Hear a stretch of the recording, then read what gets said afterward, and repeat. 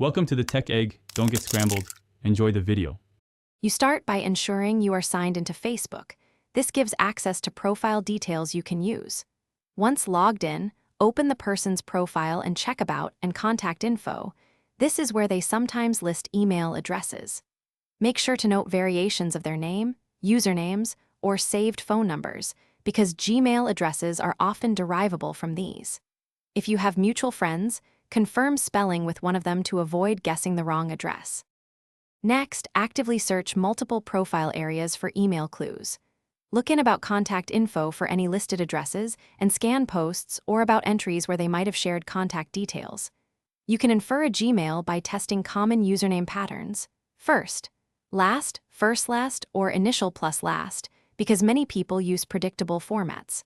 Once done, open your email composer and try sending a non-sensitive test message.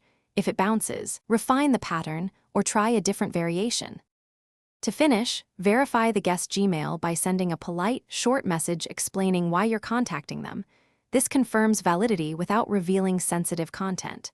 If your message bounces or you get no reply, retry alternate username patterns and check their profile privacy. Sometimes emails are hidden. Make sure to ask a mutual friend to confirm the correct address when possible. Troubleshooting tip: if you hit dead ends, stop guessing to respect privacy and instead request the email directly through. Thanks for watching. Consider subscribing if I helped unscramble your problems.